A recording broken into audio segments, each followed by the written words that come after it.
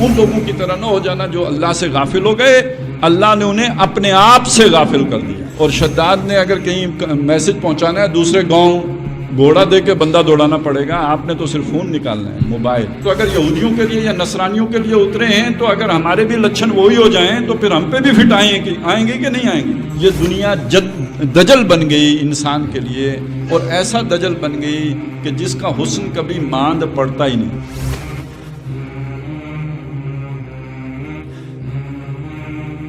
حضرات محترم، آج جس موضوع پر اظہار خیال کرنا ہے اور آئندہ بھی کئی اتوار انشاءاللہ تعالی یہ سلسلہ جاری رہے گا، ایک وقت میں یہ میرا بڑا پسندیدہ موضوع رہا ہے، اور اکثر و بیشتر حضرات جو ہے وہ مجھ سے تقاضا کرتے تھے اس موضوع پر اظہار خیال کرنے کا۔ پھر وقت تبدیل ہوا اور دنیا میں ایسے واقعات وقوع پذیر ہوئے کہ جس کے نتیجے میں یہ موضوع جو ہے وہ زبان زدِ عام ہو گیا اور اس کی ایک مارکیٹ ویلیو بن گئی، جس سے بہت سے لوگوں نے فائدہ بھی اٹھایا۔ تو یہ وہ دور ہے کہ جس میں میں اس پر اظہار خیال کرنے یا گفتگو کرنے سے کنی کتراتا رہا۔ البتہ اس دور میں ہماری ایک نشست رہی ہے یہاں F10 میں، ہمارے جو ساتھی عظمت ممتاز ثاقب صاحب ہیں ان کے گھر، اور وہاں کچھ لوگ جمع ہوتے تھے، مخصوص لوگ آتے تھے، اور سورہ کہف پر ہم نے تقریباً کوئی 1 سال تک ہفتہ وار جو ہے وہ ایک مذاکرہ، اپنا حاصل مطالعہ مختلف عنوانات کے تحت کیا، اور اس میں جو بنیاد تھی وہ سورہ کہف تھی۔ تو یہ سلسلہ ہمارا یہاں پہ رہا۔ وہ جس دور کا میں ذکر کر رہا ہوں کہ میرا پسندیدہ موضوع رہا، اس دور میں مطالعہ بھی رہا اس کا، اور پھر جو آخری کتابیں پڑھی اس حوالے سے، وہ ہندوستان کے ایک شخصیت ہیں اسرار عالم کے نام سے۔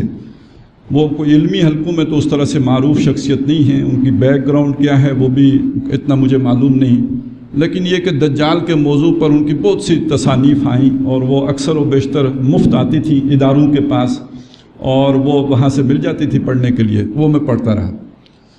البتہ ان تصانیف کے حوالے سے ایک دلچسپ بات میں آپ کے ساتھ شیئر کر دوں کہ ڈاکٹر اسرار احمد رحمۃ اللہ علیہ سے میں نے ایک دفعہ ذکر کیا کہ اسرار عالم صاحب نے یہ کوئی ایسی بات کہی ہے، تو انہوں نے مجھ سے کہا کہ تم اسے پڑھ لیتے ہو؟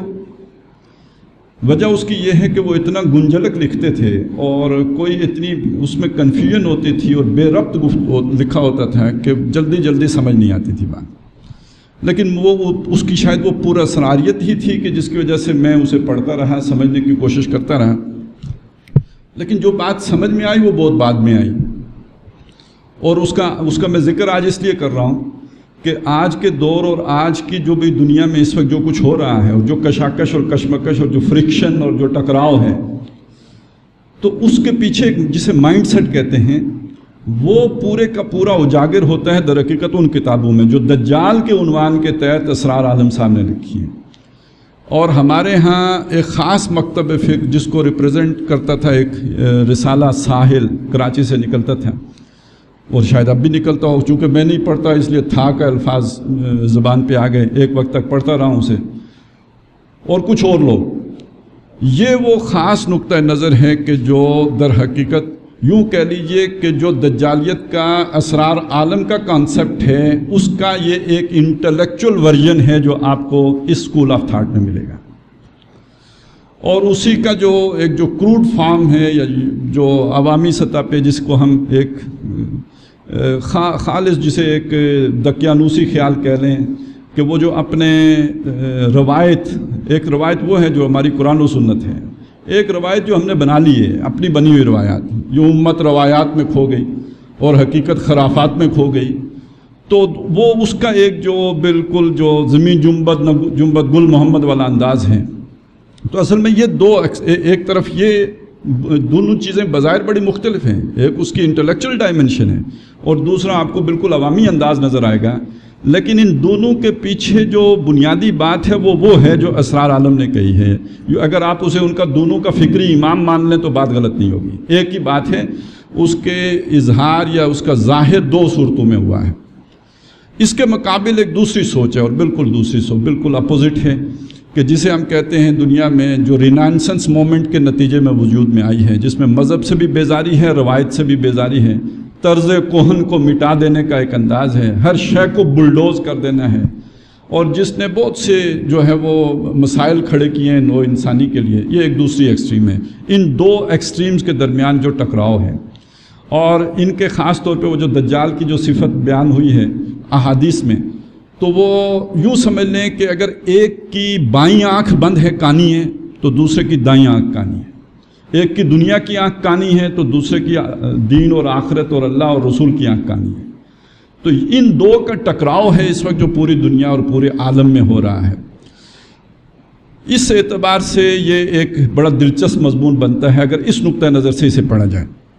اچھا، اس تعطل کا ایک فائدہ جو مجھے ذاتی طور پر ہوا وہ یہ کہ جس طرح میں جس ترتیب سے اسے بیان کرتا تھا، وہ ترتیب یہ ہوتی تھی، چونکہ دجال کا ذکر قرآن مجید میں لفظ دجال کے ساتھ کہیں بھی موجود نہیں ہے، بلکہ اس دجل کے مادے سے بھی کوئی لفظ قرآن میں استعمال نہیں ہوا ہے، لہذا جب بھی آپ نے دجال پہ گفتگو کرنی ہے تو آپ کو احادیث کا سہارا لینا ہوگا، لہذا جب آپ احادیث کا سہارا لیں گے تو اس میں ایک وہ جو دجالون ثلاثون کا بھی ذکر ہے، 30 دجال ہوں گے، کذابون جو جھوٹے ہوں گے، جو نبی ہونے کا دعویٰ کریں گے، ان کا ذکر آ جائے گا، پھر ایک دجال اکبر کا آئے گا ذکر، جو خدا ہونے کا دعویٰ کرے گا، رب ہونے کا دعویٰ کرے گا، المسیح الدجال، عام طور پر سمجھ میں یوں ہی آتا ہے کہ المسیح الدجال اور دجال اکبر ایک ہی شخصیت ہیں، یہ بھی ہو سکتا ہے کہ دو علیحدہ علیحدہ شخصیات ہوں، اس لیے کہ وہاں بالکل کلیئر تو ہے نہیں۔ تو ہوتا بہرحال یہ رہا کہ پہلے ہم احادیث ہی کے ذریعے سے اس معین اور مشخص جو کوئی چیز ہے دجال، اس کا ہم ذکر کیا کرتے تھے، اور قرآن مجید جس دجالیت کا ذکر کرتا ہے، جس فتنہ دجال کا ذکر کرتا ہے، جو ہمارا آج کا عنوان ہے، اس کا ذکر پھر بعد میں آتا تھا، یعنی گفتگو کی ترتیب یہ ہوتی تھی۔ اب جب میں نے سوچا تو مجھے خیال یہ آیا کہ پہلا حق تو قرآن کا بنتا ہے، احادیث کی طرف جانے سے پہلے قرآن مجید جس دجالیت کا ذکر کرتا ہے پہلے وہ نمایاں ہونی چاہیے۔ اچھا، اس ترتیب سے جب میں نے دیکھا تو بعض احادیث جو سمجھنے میں بڑی دقت پیش آتی تھی، ان کا ایک نیا جو ہے اینگل سامنے آیا، ایک نئی سوچ کی جہت سامنے آئی، ایک نیا تصور ابھر کے سامنے آیا جب آپ اس دوسرے رخ سے اسی چیز کو دیکھیں۔ وہ تو خیر ابھی مزید اس پر میں نے سوچنا بھی ہے، لوگوں سے پوچھنا بھی ہے، تحقیق بھی کرنی ہے، لیکن اس سے پہلے یہ میں نے ساری وضاحت اس لیے کی کہ آپ کے سامنے یہ بات واضح کر دوں کہ آج ہم نے جس ترتیب سے اس فتنہ دجال پہ گفتگو کرنی ہے، اس میں پہلے وہ ہے جو قرآن مجید تصور پیش کرتا ہے، اور جو احادیث میں تصور آیا ہے اس کو ہم پھر اس کی روشنی میں دیکھیں گے، اور اس کے بہت سے معنی بہت آسان ہو کر اور بڑے اجاگر اور بالکل ظاہر ہو کر ہمارے سامنے آ جائیں گے۔ قرآن مجید جیسے میں پہلے عرض کر چکا کہ اس میں دجال کا ذکر بالکل ہی نہیں ہے، اور بلکہ یہ کہ دجل کے مادے سے بھی کوئی لفظ نہیں آیا، یہ احادیث میں آیا ہے۔ اور سورہ کاف جیسے کہ آپ نے اس کا رکوع تلاوت سنی، پہلے رکوع کی، آخری رکوع کی، یہ بھی چونکہ احادیث میں مضمون ہے کہ سورہ کاف ہوگی کہ جو فتنہ دجال سے یا دجال کے جو بھی شرانگیزیاں ہوں گی ان سے پناہ دینے کا باعث بنے گی۔ بعض روایات میں پوری صورت کا ذکر ہے، اور کچھ میں اس سورہ مبارکہ کے پہلے حصے کا ذکر ہے، بعض روایات میں آخری حصے کا ذکر ہے۔ تو سورہ کاف کے ساتھ بہرحال اس دجالیت کا کوئی نہ کوئی تعلق جڑا ہوا ہے، جس کی وجہ سے نبی اکرم صلی اللہ علیہ وسلم نے سورہ کاف کو ڈھال یا دجال سے بچنے کا ذریعہ قرار دیا ہے۔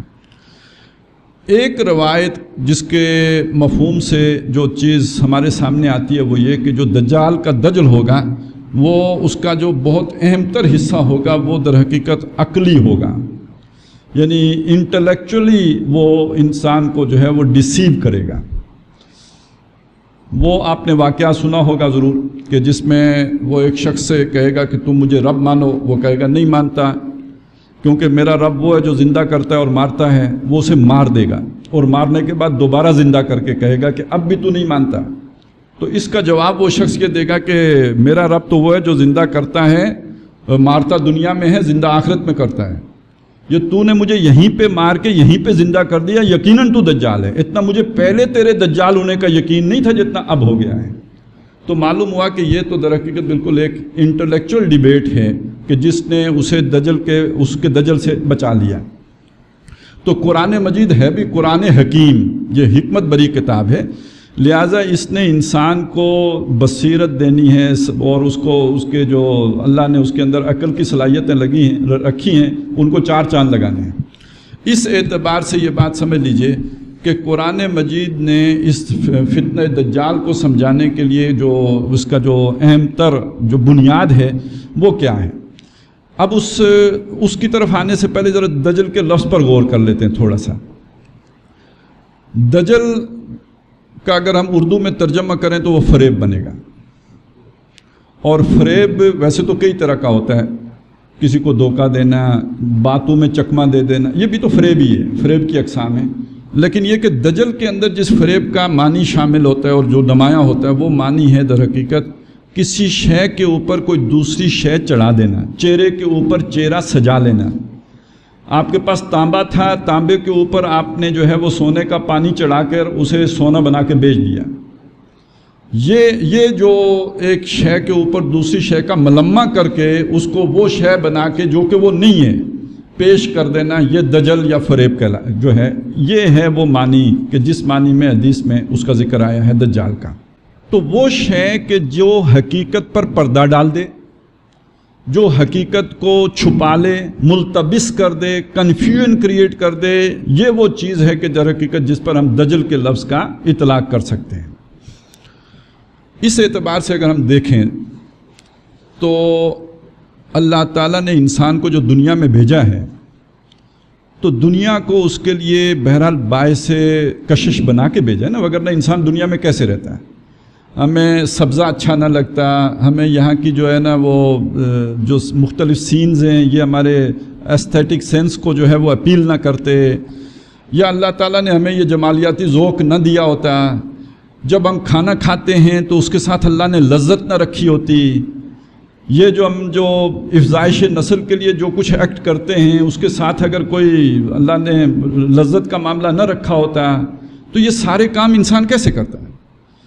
نماز پڑھانے کے لیے اگر 1.25 لاکھ کے لگ بھگ انبیاء بھیجنے پڑے ہیں ایمان کے لیے، تو مکان تعمیر کرنے کے لیے سوچیں کتنے نبی بھیجنے پڑتے ہیں، شادی کروانے کے لیے کتنے انبیاء کی بعثت کروانی پڑتی ہے، تو بہت مشکل جاب ہو جاتی۔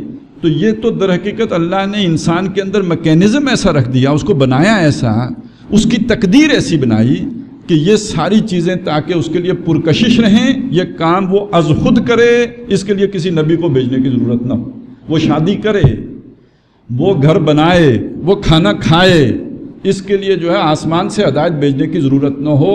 یہ جو وہ جس اللہ نے تخلیق کیا، فقدر فہدا، ایک تقدیر بھی بنا دی اور اس تقدیر پر عمل کرنے کی ہدایت اور رہنمائی بھی دے دی، ایک میکینزم بھی رکھ دیا۔ اس حوالے سے جو چیز اللہ نے بنائی تھی، جو بھی ہماری جتنے بھی جذبات ہیں اللہ نے خیر ہی کے لیے بنائی تھی۔ ہمارا جنس کا جذبہ ہے تو افزائش نسل کے لیے رکھا ہے، ہمارے جو ٹیسٹ بڈز بنائے تاکہ ہم خوراک کھائیں ساتھ مزہ لیں، خوراک کے اندر ہماری زندگی غذا بنے گا ہمارے جسم کی، ہم زندہ رہیں گے، اس کے بغیر زندہ نہیں رہ سکتے۔ تو جتنی بھی جن چیزوں کو ہم کہتے ہیں ہماری جبلتیں، وہ ساری کی ساری جن کو عام طور پہ سمجھا جاتا ہے یہ شر ہیں، وہ اللہ نے بنائی خیر کے لیے تھی، لیکن اگر ہم ان کو سنبھال کے نہ رکھیں، ان کا استعمال لمیٹڈ نہ ہو، ان کی یوٹیلائزیشن کی کوئی چینلز نہ بنے ہوں، تو یہی وہ چیزیں ہیں جو شر بن جاتی ہیں۔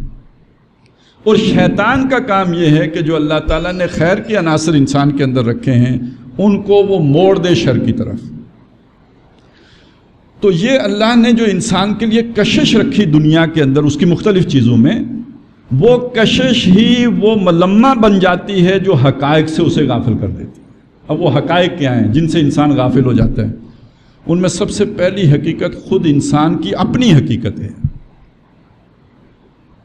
سب سے بڑی بات یہ انسان کی اپنی حقیقت کیا ہے؟ وَلَا تَكُونُوا كَالَّذِينَ نَسُوا اللَّهَ فَأَنسَاهُمْ أَنفُسَهُمْ، ان لوگوں کی طرح نہ ہو جانا جو اللہ سے غافل ہو گئے، اللہ نے انہیں اپنے آپ سے غافل کر دیا۔ قرآن مجید کی اس آیت پہ ذرا غور تو فرمائیے، کافر لوگ جو اللہ سے غافل ہیں وہ اپنے آپ سے غافل اس معنی میں ہیں کہ ان کو اپنے پیٹ کی پرواہ نہیں ہوتی. وہ اللہ سے غافل اس معنی میں ہیں کہ انہیں اپنی دنیا کو جنت بنانے کی کوئی فکر لاحق نہیں ہوتی. اس معنی میں تو کوئی کافر بھی جو ہے غافل نہیں ہے. تو پھر کس معنی میں غافل ہے؟ کس طرح غافل ہو گئے؟ معلوم ہوا کہ یہ جسمانی ضرورتوں کے ورا کوئی اور ضرورت بھی ہے جس سے انسان غافل ہو، انسان کی حقیقت بھی ہے جس سے وہ غافل ہو جاتا ہے. مجھے ڈر لگتا ہے بہت سے مسلمان ہم جو ہیں، یہ بات ہمیں اچھی نہیں لگے گی. کافروں کا کیا رونا، اس حقیقت سے میں اور آپ بھی شاید غافل ہوں. وہ سمجھاتے سمجھاتے آدمی تھک جاتا ہے، لیکن یہ کہ مخاطب کو یقین ہی نہیں ہو پاتا کہ یہ کیا بات کہی گئی ہے. شاعر نے کوئی تصور پیش کیا ہو تو اس پر تو شاید یقین آ جائے، لیکن یہ بات انسان کی اصل حقیقت، اس کا یہ جسم نہیں، وہ روح ہے جو اس کے اندر ودیت کی گئی ہے، یہ جلدی جلدی سمجھ میں نہیں آتی. اس روح کے اپنے جو ہے خصائص ہیں، اس کی اپنی ضرورتیں ہیں، اس کی اپنی دنیا ہے، اس کے اپنے جو ہے وہ جولان گاہ ہے، اس کی اپنا پوٹینشل ہے جو ہمیں معلوم ہی نہیں. تو یہ کافر لوگ جو اللہ سے غافل ہیں، وہ جس شے سے غافل ہوتے ہیں وہ کیا ہے؟ وہ ان کی وہ باطنی حقیقت ہے جو سب سے بڑی حقیقت ہے. اور آج پوری دنیا مسلمانوں سمیت اکثر و بیشتر الا ماشاء اللہ پوری گلوبل سطح پہ جو تصور ہے وہ کیا؟ انسان حیوان ہے. اکثر و بیشتر تو یہی رہا، ہمیشہ رہا. پہلے یہ ہوتا تھا کہ جی حیوان ناطق ہے، کسی نے کہا سماجی حیوان ہے. اب تو خیر بہت آگے بات نکل گئی، معاشی حیوان بنا. فرائڈ نے جنسی حیوان بنا کے رکھ دیا، مارکس نے پیٹ کا حیوان بنا کے رکھ دیا، ایڈلر نے آ کے کہا کہ جی بس ارج ٹو ڈومینیٹ ہے، اسی کے لیے جیتا ہے، ساری بھاگ دوڑ ساری ایکٹیویٹی اس کے لیے. حیوان سے اوپر کوئی نہیں اٹھا ہے. ڈارون کو گالیاں دینے والے بھی ساری زندگی اپنی حیوانیت کی خدمت میں گزار دیں گے. جو کام بندر کا ہے نا کہ اس نے اپنی ضرورتیں جبلی پوری کرنی ہے اور مر جانا ہے. میں آپ ہم سب دیکھیں تو ہم بھی تو سارے اسی چکر میں پڑے ہوئے ہیں، اسی کولو کے بیل بن کے زندگی بسر کر رہے ہیں. ویسے تبرہ پڑیں گے ڈارون کے اوپر، لیکن زندگی کا سارا مقصد وہی اپنی جبلی ضرورتیں پوری کرنا. اور اگر یہی ہمارا مقصد ہوتا تو اللہ کو شعور ہمیں دینے کی ضرورت ہی نہیں تھی. جن حیوانوں میں شعور نہیں ہے وہ بھی زندہ رہنے کے لیے اپنی ضرورتیں تو پوری کرتے ہیں. کتے کو تو نہیں پتا میری ضرورت کیا ہے، اس کی جبلت اسے موٹیویٹ کرتی ہے، وہ اپنا ساری ضرورت پوری کر لیتا ہے. اگر ہماری بھی زندگی کا مقصد یہی بن کے رہ گیا تو اس کا مطلب یہ ہے کہ بات بالکل صاف ہو گئی کہ حقیقت میں تو ہم حیوانی ہی سطح پر زندہ ہیں. تو کس شے نے کس شے پر پردہ ڈال دیا؟ ہماری جسمانی ضرورتوں نے ہماری روحانی ضرورت کے اوپر پردہ ڈال دیا. جیسے تانبے کے اوپر آپ نے سونے کا ملمبہ چڑھا کے اسے سونا کر کے بھیج دیا ہے. آج انسان اشرف المخلوقات اس معنی میں نہیں ہے کہ وہ مسجود ملائک ہے، اس معنی میں ہے کہ یہ ایوالوڈ قسم کا اینیمل ہے. باقی حیوانوں سے ذرا ترقی یافتہ، باقی 4 ٹانگوں پہ چلتے ہیں، یہ 2 ٹانگوں پہ چلتا ہے. اس نے اپنی 2 ٹانگوں کو اضافی 2 ٹانگوں کو 2 ہاتھ بنا لیا ہے، یہ بول بھی لیتا ہے.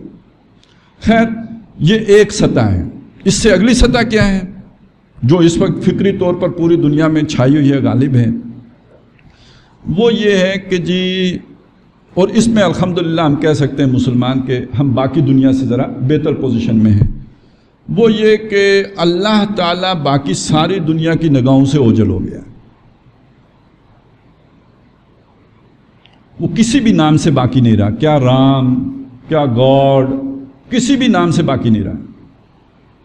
اس کی جگہ جس شے نے لے لی، جس کی معرفت حاصل کرنے کی تگودو میں ساری دنیا لگی ہوئی ہے، یہ فزیکل بینگ، یہ جو کائنات ہمارے سامنے نا، گواں آباد ہستی، حقیقت میں فریب ہے، گواں آباد ہے، حقیقی وجود ہی نہیں ہے. لیکن جس حقیقت کبرا کے اوپر یہ پردہ ڈال کے بیٹھ گئی ہے، ملمہ کر کے رہ گئی، کر کے کذریہ بن گئی ہے، وہ یہ دنیا ہے، یہ کائنات ہے. دنیا سے آگے کائنات پوری.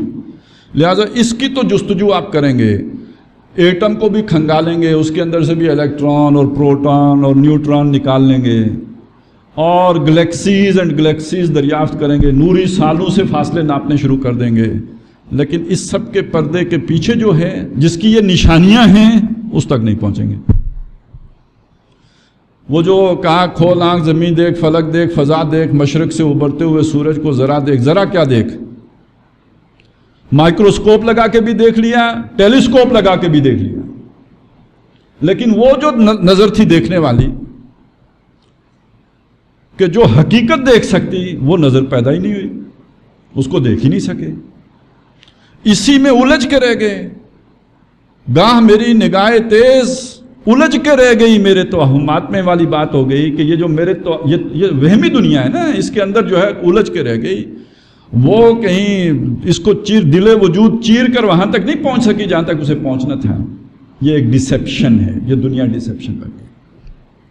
اور تیسری چیز جو ہوئی، اس میں پھر ڈرتے ڈرتے عرض کروں گا، ماننے کے باوجود ہم بھی باقی کافر لوگوں کے ساتھ ہی کھڑے ہیں۔ وہ کیا چیز ہے؟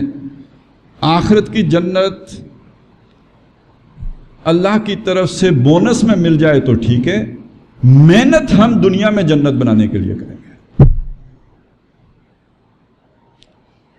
ہم جب چھوٹے تھے تو اس زمانے میں ایک اشتہار چلتا تھا جو ہماری ذہنیت کا عکاس تھا۔ ظاہر ہے اشتہار جو لوگ بناتے ہیں وہ انسانی نفسیات اور سوشیالوجی اس پر بڑی گہرے نظر رکھتے ہیں۔ وہ اشتہار کیا تھا؟ ٹرپلٹ جس گھر میں جائے گھر جنت بن جائے۔ کوئی سمجھ آئی؟ شداد نے جنت بنائی تھی، دنیا میں بنائی تھی۔ میں بولتا نہیں ہوں کہ میں نے بھی جنت بنانی ہے، لیکن حسرت رکھتا ہوں، میں جانوں نہ جانوں ٹرپلٹ بنانے والا جانتا ہے، لہذا وہ میرے کانوں میں رس گول رہا ہے۔ ٹرپلٹ جس گھر میں جائے گھر جنت بن جائے، یعنی تم اگر اپنے گھر کو جنت بنانا چاہتے ہو، آؤ پیسے خرچ کرو، لو ٹرپلٹ جاؤ، تمہارا گھر جنت بن جائے گا۔ یہ ذرا پرانے وقتوں کی بات ہے۔ نئے وقتوں کی بات کیا ہے؟ تفصیل میں کیا جاؤں، ابھی آپ گاڑی لیں، نکلیں، بحریہ ٹاؤن کے جس گیٹ سے مرضی داخل ہو جائیں، ادخلوہا بسلام آمنین لکھا ہوا ملے گا۔ وہ جو فرشتے سلام کہیں گے، جو لوگ جنتی ہوں گے ان کو کہ داخل ہو جاؤ جنت میں سلام کے ساتھ، امن چین کے ساتھ، آج آپ کو وہ بحریہ ٹاؤن کے ہر دروازے کے اوپر لکھا ہوا ملے گا۔ کیا مطلب ہے؟ اپنی جنت میں داخل ہو جاؤ۔ یہ ہے آج دنیا کو جنت بنانے کا تصور۔ اور شداد کا میں نے ذکر کیا، شداد نے جنت بنائی۔ آپ ذرا سوچئے اس کی جنت میں وہ لگژریز ہو سکتی ہیں جو آج ایک غریب کی کٹیا میں بھی ہیں۔ بجلی تھی شداد کی جنت میں، اور شداد نے اگر کہیں میسج پہنچانا ہے دوسرے گاؤں، گھوڑا دے کے بندہ دوڑانا پڑے گا، آپ نے تو صرف فون نکالنا ہے، موبائل، ایک کلک پر ساری دنیا۔ یہ دنیا ہے جنت بن گئی۔ اب اس اعتبار سے سمجھ لیں کہ یہ وہ شے ہے کہ جس نے آخرت کی جنت سے غافل کر کے دنیا کی جنت کے حصول میں ہمیں گم کر دیا۔ اس تصور کو سامنے رکھیں۔ اب یہ جو میں نے آیات سورہ کاف کے شروع سے اور آخر سے پڑھی ہیں، ان کا مفہوم سمجھ لیتے ہیں۔ پہلی بات فرمائی انا جعلنا ما علی الارض زینۃ اللہ۔ یہ پوری سورہ مبارکہ یہ کہ یوں سمجھیے مین تھیم یہ، باقی سارے واقعات اس کے گرد گھومیں گے، اسی سے سمجھ میں آئیں گے، اس کے ساتھ ضرب کھا کے سمجھ آئیں گے۔ بے شک ہم نے جو زمین کے اوپر ہے اس کو رونق دی ہے، زینت اللہ، اسے زمین کی رونق بنایا ہے، یعنی پرکشش بنایا ہے، انسان کے لیے اٹریکٹیو بنایا ہے۔ لنبلوہم ایہم احسن عملا، تاکہ ہم لوگوں کو آزمائیں، ان کا امتحان لیں۔ دنیا دارالامتحان ہے نا، ان کی آزمائش ہو کہ ان میں عمل کرنے کے اعتبار سے زیادہ بہتر کون ہے۔ وَإِنَّا لَجَاعِلُونَ مَا عَلَيْهَا صَعِيدًا جُرُزًا۔ ایک بات ابھی بتا دیتے ہیں، ہم بنا دینے والے ہیں جو کچھ اس کے اوپر ہے ایک چٹیل میدان، صاف کیا ہوا میدان، شیوڈ۔ یہ جو ساری رونق ہے اس سب کو ملیا میٹ کر بلڈوز کر دینے والے ہیں، یہ ہم نے کر دینا ہے، قیامت کو تو ہو ہی جائے گا۔ اور ویسے سورہ بنی اسرائیل کے ساتھ جوڑ کر، اس کی ایک آیت کے ساتھ جوڑ کر دیکھیں کہ وَإِن مِّن قَرْيَةٍ إِلَّا نَحْنُ مُهْلِكُوهَا قَبْلَ يَوْمِ الْقِيَامَةِ أَوْ مُعَذِّبُوهَا عَذَابًا شَدِيدًا۔ تو شاید یہ کہ وہ جسے آرمگڈان کہتے ہیں یا الملخمۃ العظمیٰ ہے یا الملخمۃ الکبریٰ ہے، اس کے دوران جو ہے یہ ایک دفعہ تو یہ شیوڈ ہو ہی جائے، یہ ساری رونق مان پڑ جائے۔ وہ تو وہ ہے جو اس وقت جو جنت بن گئی ہے دنیا، جس کی رونق بڑھ گئی ہے. ذرا اس کا تھوڑا سا پس منظر بھی عرض کر دوں کہ جہاں تک زمین کی اٹریکشن کا تعلق ہے، وہ میں نے پہلے بات کہہ دی کہ اللہ تعالیٰ نے ہمارے لیے اس میں کشش تو رکھی. سورہ آل عمران میں اس سے زیادہ چیزوں کا بیان ہوا ہے کہ وہ پرکشش چیزیں کیا کیا ہیں. زُيِّنَ لِلنَّاسِ حُبُّ الشَّهَوَاتِ مِنَ النِّسَاءِ، انسانوں کے لیے محبوب بنا دی گئی عورتوں کی محبت، ان کی شہوت کی محبت جو ہے وہ محبوب ہو گئی. دونوں جنسوں کے لیے جنس مخالف کی کشش جو ہے اس کو کھبا دیا گیا، ان کے اندر اٹریکٹیو بنا دی گئی. وہ تو اگر آپ کو کوئی نظر نہ بھی آ رہا ہو اور صرف آپ کو اگر کسی کے چلنے کی پاؤں کی جو ہے وہ دمک ہی آ رہی ہو تو اس سے بھی کان خود بخود ہی جو ہے نیند آپ کی اٹھ جائے گی. اٹریکشن رکھیے ایک دوسرے کے لیے. والبنین، بیٹوں کی محبت. والقناطیر المقنطرۃ من الذهب والفضہ، سونے اور چاندی کے ڈھیر. اسی طرح گھوڑے، اور یہ کہ جو اس کے ساتھ سارے مویشی جمع کر لیں، جیسے کہ سورۃ النحل میں آیا ہے نا کہ جو وَلَكُمْ فِيهَا جَمَالٌ حِينَ تُرِيحُونَ وَحِينَ تَسْرَحُونَ. یہ اب زمیندار سے پوچھئے، شہری لوگ تو اس کو نہیں اپریشیٹ کر سکتے کہ جب تم صبح کے وقت جانور کھول کے چارے چرانے کے لیے لے جاتے ہیں اور جب شام کو واپس لے کے آتے ہیں تو اس میں تمہارے لیے جمال ہے، بہت تمہارے لیے خوبصورتی ہے اس کے اندر. اسی طرح گھوڑے ہیں ان کے اندر. اب آپ نے دیکھا ہوگا دو چیزیں خاص طور پہ کہ بڑے بڑے امیر کبیر لوگ جن کے سوئٹزرلینڈ میں بھی گھر ہیں، لندن میں بھی گھر ہیں، لیکن یہ کہ وہ گھوڑوں کا استبل بھی بنا کے رکھیں گے پاکستان. شاید کہیں 5 سال میں ایک دفعہ اس استبل میں جائیں لیکن گھوڑے رکھیں گے ضرور. تو کوئی کشش ہے نا اس کے اندر رکھیے. یا پھر یہ کہ وہ فارغ البال لوگ جو بڑی اچھی جاب کے سے ریٹائرڈ ہوں، کوئی 22ویں اسکیل سے ریٹائرڈ ہو رہا ہے، کوئی جرنیل صاحب ریٹائرڈ ہوئے ہیں، تو اس کے بعد ان کے دل میں کیا آتی ہے؟ دنیا تو دیکھ لی، اب اپنی تسکین کا سامان فارم ہاؤس بنا کے کرتے ہیں. حالانکہ وہ بڑا مشکل کام ہے. آپ انگور کی بیلیں لگا رہے ہیں اور آپ نے بھینس رکھی ہوئی ہے اور وہاں پہ آپ نے ایک گھوڑا رکھا ہوا ہے. یہ سارا کوئی آسان تو نہیں، لیکن یہ چیزیں اللہ نے آپ کے لیے ایسی پرکشش بنائی ہیں کہ آپ جتنے بھی صاف ستھرے رہے ہوں آپ کو یہ آلائش پسند آتی ہے. راس ان چیزوں کے پاس جاتے ہیں. بکری کے پاس سے بڑی بو بھی آتی ہے لیکن بکری رکھ کے آپ بڑے اطمینان بھی محسوس کرتے ہیں. یہ وہ ساری چیزیں جو اللہ نے انسان کے لیے ان کی محبت انسان کے اندر کھبا دی ہے، مزین کر دی ہے، ڈیکوریٹ کر دی ہے، ان میں اٹریکشن رکھ دی ہے. اچھا، یہاں پہ بات ختم نہیں ہوئی. اٹریکشن کے اس کی زینت کے کچھ پہلو اور بھی ہیں جو یہاں نہیں بیان ہوئے. حضرت موسیٰ علیہ السلام نے اللہ تعالیٰ سے ایک بڑی عجیب دعا کی.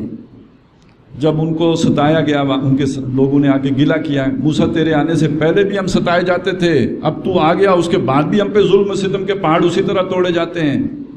تو اللہ تعالیٰ سے موسیٰ علیہ السلام نے ایک دعا کی، اے اللہ تو نے اس فرعون اور اس کے ساتھیوں کو یہ زینت، مال اور زینت، اچھا مال کو وہاں زینت سے علیحدہ کر کے بیان کیا.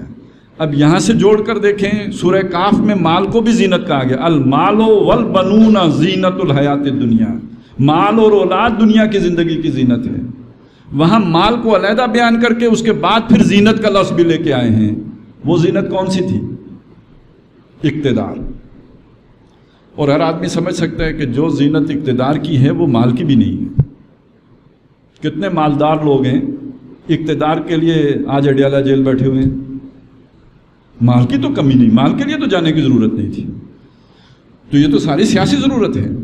تو سمجھ لیجئے کہ یہ جو اقتدار کی خواہش ہے یہ اور یہ اقتدار کا مل جانا، اس میں جو وہ جو پروٹوکول ہے اور وہ جو آگے ہوٹر بجاتی گاڑیاں جا رہی ہوتی ہیں اور ہٹو بچو والا جو ہے سین ہوتا ہے، اس کے اندر جو انسان اطمینان اور سکون اور محسوس کرتا ہے اس کا اندازہ آپ کو ہوگا. خاص طور پہ وزیر مشیر لوگ جب ان کے عہدوں سے برخاست ہوتے ہیں تو اگلے دن آپ ملیں تو ان کے چہرے جس طرح بجھے ہوتے ہیں، معلوم ہوتا ہے کہ انہیں دنیا ہی میں کوئی بہت بڑے جو ہے وہ آخرت کی ناکامی کا پروانہ ہاتھ میں تھما دیا گیا، اتنے بجھے ہوتے ہیں.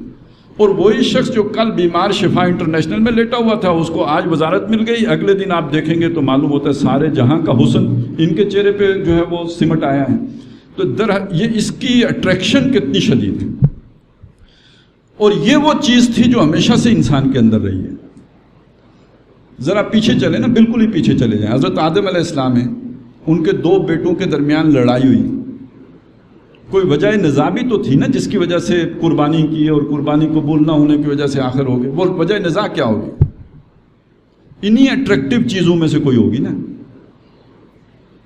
جس کی وجہ سے دنیا میں ہمیشہ جہاں پہ بھی آپ دیکھیں گے جھگڑا ہے، اس جھگڑے کے پیچھے ان میں سے کچھ ایک نکلے گا، جس کو ہماری دیہاتی جو وزڈم ہے اس میں کیا کہتے ہیں؟ زن، زر، زمین. وہ 3 چیزوں میں جمع کر دیتے ہیں. قرآن مجید نے ذرا اس کو وسیع کیا ہے، تو وہ زمین کے اندر جو ہے یا زر کے اندر اس کو لے آئیں، اقتدار کو بھی لے آئیں. ارج ٹو ڈومینیٹ، جسے سورۃ القصص کے آخر میں فرمایا وَتِلْكَ الدَّارُ الْآخِرَةُ نَجْعَلُهَا لِلَّذِينَ لَا يُرِيدُونَ عُلُوًّا فِي الْأَرْضِ وَلَا فَسَادًا. وہ آخرت کا گھر تو مخصوص ہی ان لوگوں کے لیے ہے جو دنیا میں علو نہیں چاہتے. علو کیا ہے؟ اپنی سربلندی، اپنی ذات کا غلبہ. جب آپ کے اندر یہ خواہش آئے گی تو اس کے نتیجے میں فساد پیدا ہوگا. یا یہ کہ آپ کی جو اٹریکٹیو شے ہے وہ کوئی اور چھین کے لے جانا چاہتا ہے تو اس کے نتیجے میں جھگڑا پیدا ہوگا. تو یہ سمجھ لیجئے کہ وہ اگر لڑائی ہوئی تھی اور کسی وجہ پہ تنازع تھا تو انہی اٹریکٹیو چیزوں میں سے کوئی تھی کہ جس کی وجہ سے وہ تنازع پیدا ہوا. پھر انہوں نے حل کرنے کی کوشش کی کہ چلیں جس کی قربانی قبول ہو گئی وہ شے اس کی. قربانی جس کی قبول ہوئی تو دوسرے نے ماننے سے انکار کر دیا، لڑائی ہوئی، قتل کر دیا. پہلا قتل اس کا سبب یہ بنا. تو دنیا میں جو اللہ نے اٹریکشن رکھی، شیطان نے اس کو ایکسپلائٹ کر کے رکھی، اللہ نے خیر کے لیے تھی، شیطان نے اس کو فساد کا ذریعہ بنا دیا. وہی حقیقت کے اوپر پردہ ڈالنے کا ذریعہ بن گئی. تو میں کہنا کیا چاہ رہا ہوں کہ اللہ نے دنیا کو اٹریکٹیو بنایا تھا ایک مثبت جذبے کے تحت. یہ دنیا دجل بن گئی انسان کے لیے، اور ایسا دجل بن گئی کہ جس کا حسن کبھی ماند پڑتا ہی نہیں. وہ ایک لٹریچر میں ایک لفظ آتا ہے نا، عروس 1000 داماد. ایک ایسی دلہن جس کے 1000 داماد بھی ہو گئے وہ دلہن کی دلہن ہے. تو یہ خاص طور پر اگر اس کا اطلاق کسی چیز کے اوپر ہو سکتا ہے تو وہ تو دنیا ہے. کہاں سے کتنی بوڑھی ہو گئی، یہ بڑھیا ہے، لیکن یہ کہ اس کی اٹریکشن کم کیا ہوتی، بڑھ گئی. بلکہ جب سے انسان ذرا قوانین طبیعہ کے اوپر اس کا چارہ چلنا شروع ہوا نا، یہ سائنس اور ٹیکنالوجی کی ترقی نے، آپ ذرا کبھی آپ نے اس طرح اس چیز کو دیکھا ہے کہ سائنس اور ٹیکنالوجی کی ترقی نے انسان کو کتنا بالادست کر دیا ہے، کتنا بالاتر کر دیا ہے، کتنا صاحب قدرت کر دیا ہے، کتنا اختیار دے دیا ہے. کہ حضرت سلیمان علیہ السلام کو اللہ تعالیٰ نے جو فضائی بیڑا دیا تھا، وہ ایک جو مہینے کا سفر ہے وہ ایک صبح میں طے کرتا تھا. یہی تھا نا، یعنی ایک صبح کے وقت جو سفر کر لیا جائے 12 بجے سے پہلے جتنا وہ سفر طے کر، عام آدمی جو گھوڑے پر بیٹھ کے مہینے میں سفر طے کرے گا وہ اتنا سفر وہ بیڑا طے کر لیتا تھا. آج انسان کے پاس جو جٹ ہے، انسان جو گھوڑے پہ بیٹھ کے جو سفر شاید پوری زندگی میں نہ سفر کر دے، مکمل کر سکے، وہ ایک صبح میں پورا ہو جائے گا. کتنے ٹائم لگے گا پورا گلوب کا چکر؟ 24 گھنٹے میں شاید آپ پورا گلوب کا چکر لگا دیں. یہ تو سلیمان علیہ السلام کے دور میں اس بیڑے پر بیٹھ کر بھی ممکن نہ ہوتا شاید.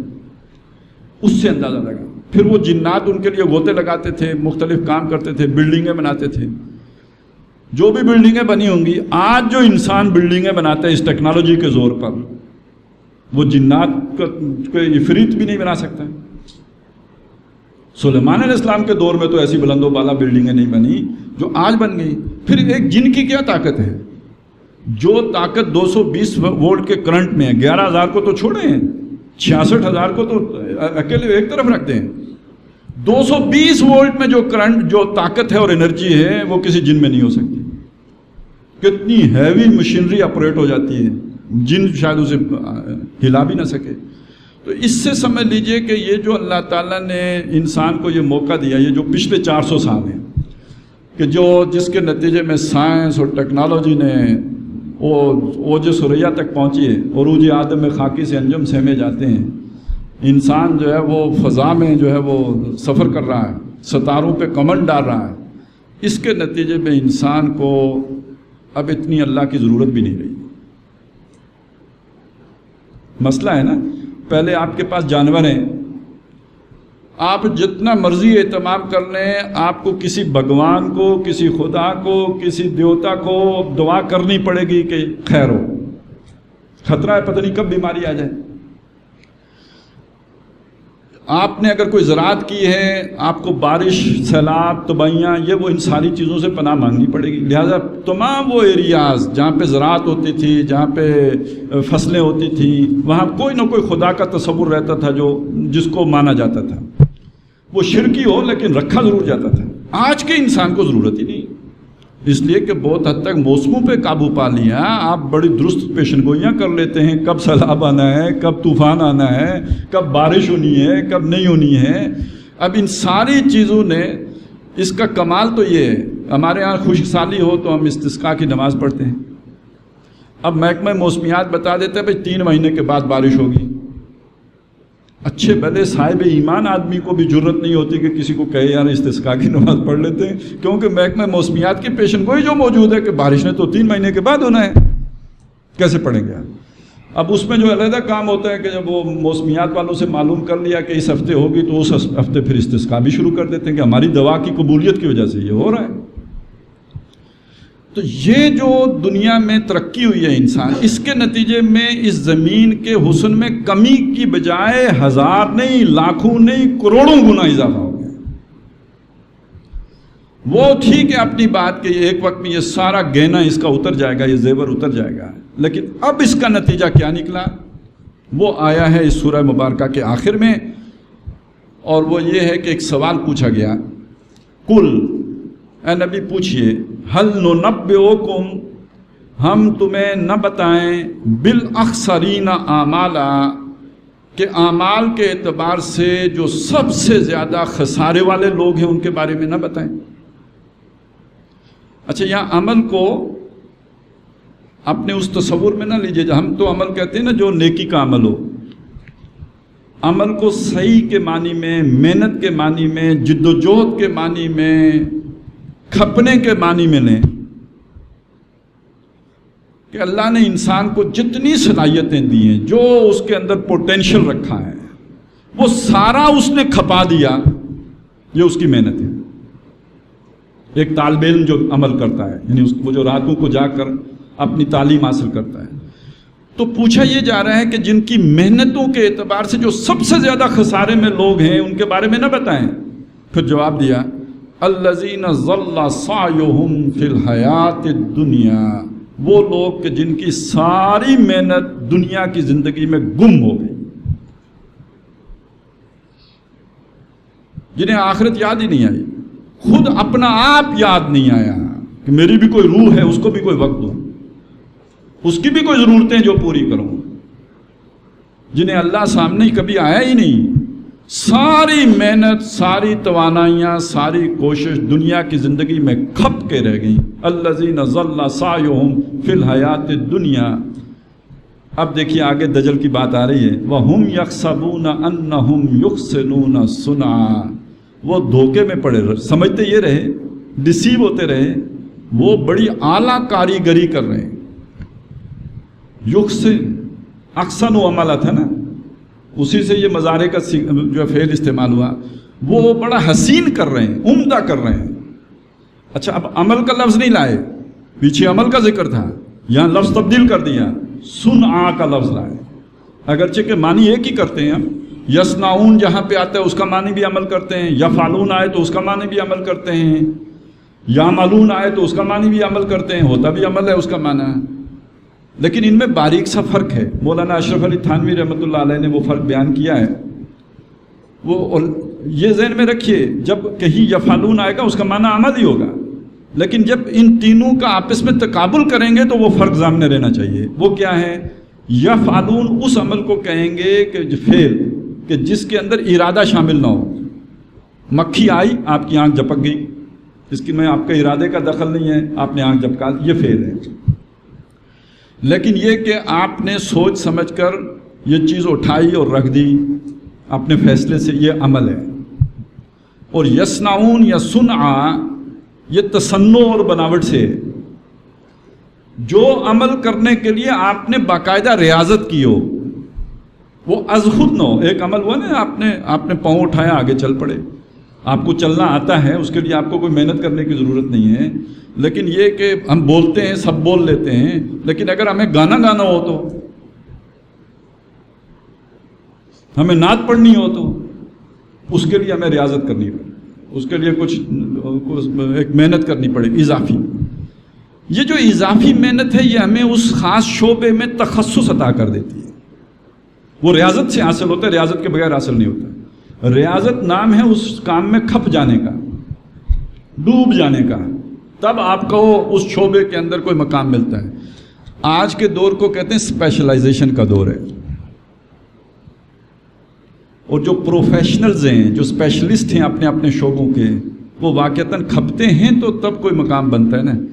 ویسے آپ کی پلان یہ ہے کہ آپ اپنے بیٹے کو ڈاکٹر بنائیں گے یا انجینئر بنائیں گے، تو شروع ہی سے وہ بھی بیچارہ زندگی سے ہاتھ دھو ہی بیٹھے گا، کیونکہ ایسا جس کو ہم نے لے کے جانا ہے اسپیشلائزیشن کی طرف، وہ تو کوئی پتہ نہیں 90% بیچارہ نمبر لے گا تو تب جا کے تو کسی ڈھنگ کے کالج میں داخلہ ملے گا نا۔ میٹرک میں نمبر آئیں گے، پھر FSC میں نمبر آئیں گے، اور 90% سے اوپر آئیں گے، اور اس بچے پر تو آپ جتنا بھی ترس کھائیں کہ جس نے 90% نمبر لیے ہیں، شاباش دینا تو علیحدہ بنتا ہے، لیکن آپ کو کوئی اندازہ ہے کہ اس نے قربانی کیا کچھ دی ہے؟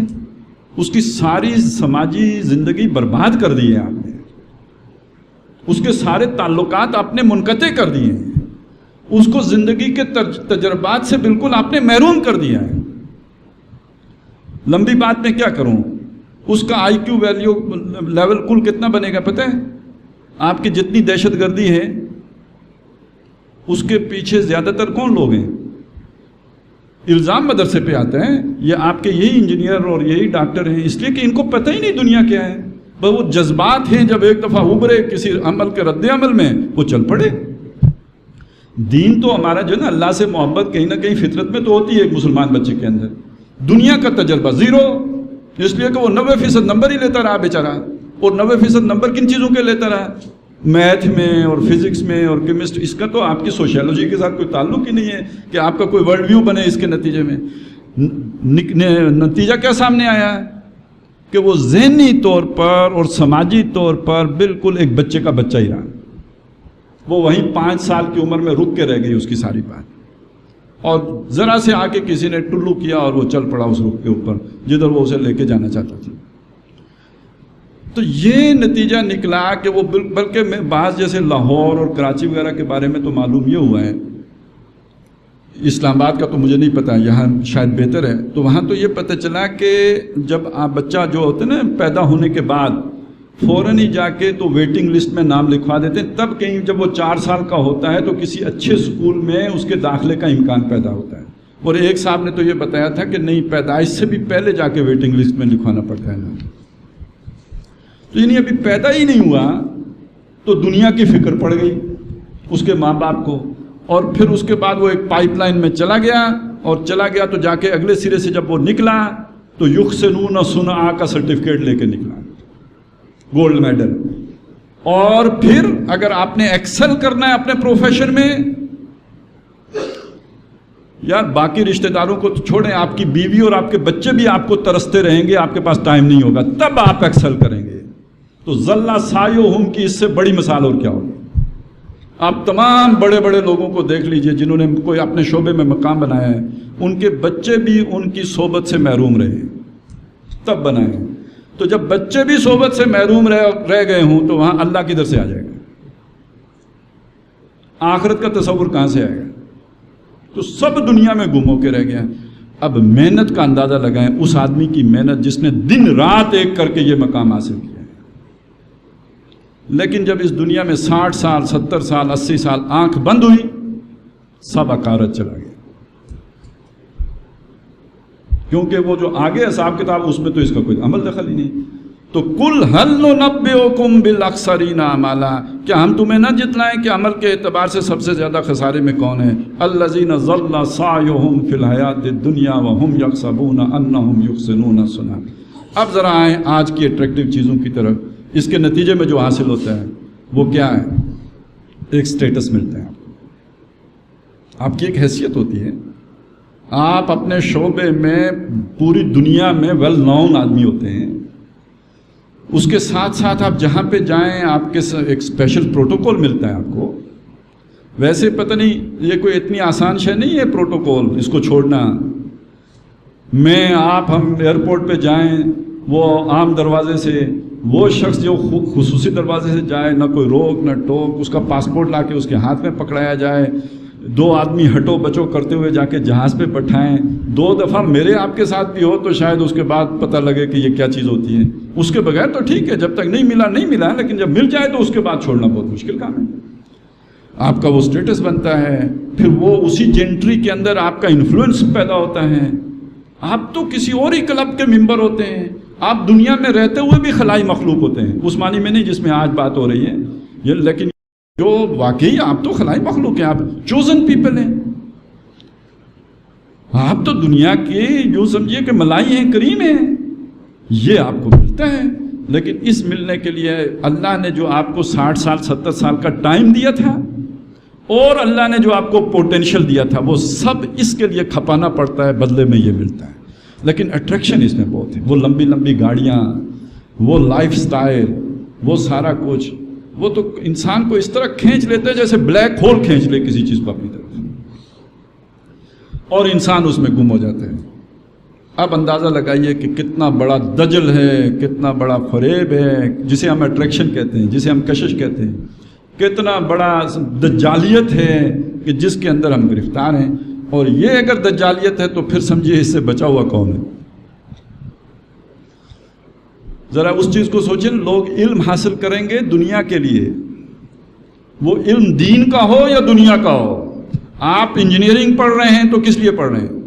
آپ میڈیکل پڑھ رہے ہیں، ویسے کہتے تو ہیں خدمت انسانیت کے لیے.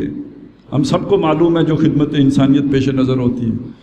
خدمت انسانیت مشورہ جو ہے مفت بھی دیا جا سکتا ہے، لیکن یہ کہ فیس لیے بغیر خدمت انسانیت ہو ہی نہیں رہی ہوتی. اور فیس بھی اور کیسی خود میرے اوپر بیتی ہے. پیٹ میں درد ہوا، ڈاکٹر صاحب کے پاس گیا، انہوں نے کہا لیٹو بھائی تینوں اپنڈکس ہو گئی. میں کہا ڈاکٹر صاحب اپنڈکس نہیں ہے، میں نے درد اتنے ہوئے ہیں. کہنے لگے ڈاکٹر میں آ کے تسی ہو. پھر مجھے ہاتھ جوڑ کے عرض کرنا پڑا سر پیٹ میرا ہے. تو کہنے کا مطلب یہ کہ یہ خدمت ہو رہی ہوتی ہے، یہ کسی اور کے ساتھ نہیں ہوا، میرے ساتھ ہوا. اس پمز ہاسپٹل میں ہوا ہے. میرے پاس وہ سارے فائل موجود ہے جس پہ اس نے لکھ دیا تھا کہ اس کو آپریٹ کیا جائے گا. 2 سال ہو گئے، کوئی پھر اپنڈکس نہیں ہوئی. تو یہ ہے خدمت انسانیت. اس درجے میں پھر انسان حیوان بنتا ہے کہ لوگوں کے پیٹ چاک کر کے بھی اپنی دولت اور اپنے اسی ایکسپیرینس کے لیے، اپنے ایکسل کرنے کے لیے اس نے وہ تو سرکاری اسپتال ہے، اسے کیا فیس ملنی تھی.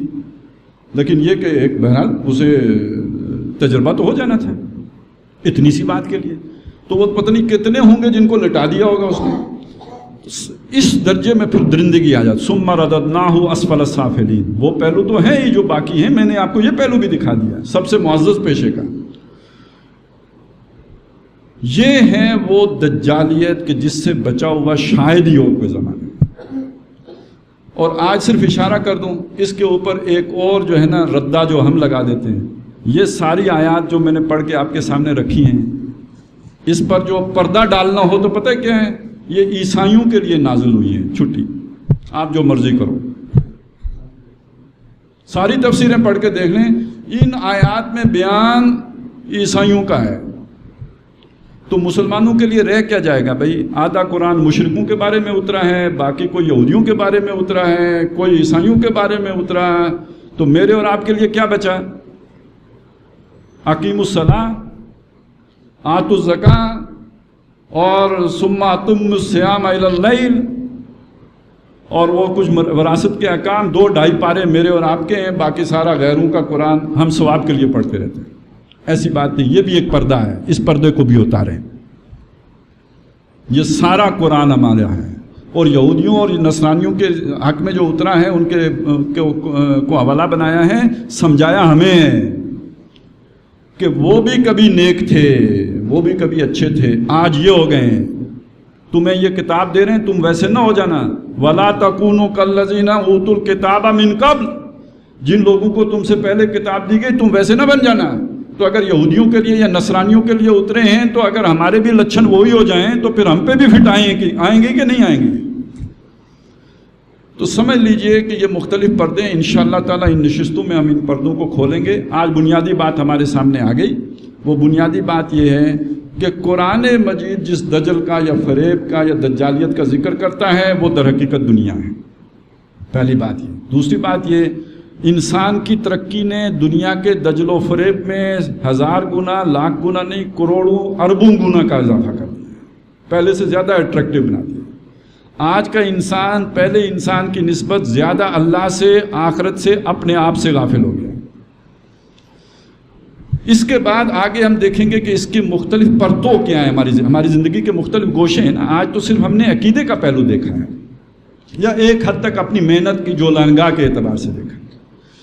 ہماری سماج کے اوپر اس کے کیا اثرات پڑے ہیں، ہماری سیاست کے اوپر اس کے کیا اثرات پڑے ہیں، ہماری معیشت کے اوپر اس کانسیپٹ کے کیا اثرات پڑے ہیں. یہ ایک مائنڈ سیٹ ہے، یہ ایک ورلڈ ویو ہے، یہ جو یہاں پہ آ گیا ہے. اس کے نتائج کیا نکلے ہیں جن کے بارے میں کہا گیا فَلَعَلَّ کا باقی نفس کا علی آثارہ. اس کے جو نتائج نکلنے ہیں اس پہ اے نبی شاید آپ اپنی جان ہلاک کر ڈالیں ہیں اگر یہ اس قرآن پر اور اس حدیث پر ایمان نہ لائے. تو وہ نتائج بھی تو دیکھنے جو نو انسانی جو کے سامنے آئے ہیں یا اس تصور کے پڑے ہیں تو ان پر بھی ہماری گفتگو ہوں گی. پھر اس کے بعد ہم احادیث کو لے کے آئیں گے کہ احادیث میں دجال کے حوالے سے کیا کہا گیا، پھر یہ کہ وہ دجال کیا ہیں، کتنے گزر گئے، کتنے آنے ہیں اور کیا امکانات اور احتمالات ہیں. وہ تو بعد کی باتیں ہیں، لیکن یہ کہ پہلے جو اہم تر ہے جس کی لپیٹ میں ہم سب ہیں، جو پریویل کر رہا ہے پورے گلوب کے اوپر، جو چھایا ہوا ہے، جیسے آج کل دھند چھاتی ہے نا، آپ مری جائیں تو ہر طرف چھائی ہوتی ہے، اس طرح جس نے پورے گلوب کو اپنے لپیٹ میں لے کے رکھا ہوا ہے، وہ یہ سوچ ہے. تو اس کو سمجھنے کی ضرورت ہے. میں نے جو وہ مثال دی تھی اسے پھر ذہن میں لائیے. یہ کوئی وظیفے پڑھنے کی بات نہیں ہے، یہ سوچنے کی بات ہے. یہ پہلی 10 آیات، یہ آخری 10 آیات، یہ پوری سورہ مبارکہ، اس کو انٹلیکچولی سمجھنے کی ضرورت ہے تاکہ آپ اپنی دنیا کو سمجھ سکیں، اپنے زمانے کو سمجھ سکیں اور آج کی اس دجالیت کا مقابلہ کر سکیں. آخر میں اقبال کا ایک شعر سنا دوں جو خاص اس موضوع کو ایڈریس کرتا ہے وہی تیرے زمانے کا امام برحق جو تجھے حاضر و موجود سے بیزار کرے. یہ امام برحق کون ہے؟ کوئی نہیں ہے، کیونکہ یہ ساری بیماریاں ہر ایک کے ساتھ لگی ہوئی ہیں. جس کو قریب جا کے دیکھیں گے تو کوئی نہ کوئی دنیا کی زینت کی شے ہے. بہت قریب سے دیکھا ہے لیڈروں کو بھی نے، بہت قریب سے کچھ راز پائے ہیں والی بات ذہن میں رکھیے.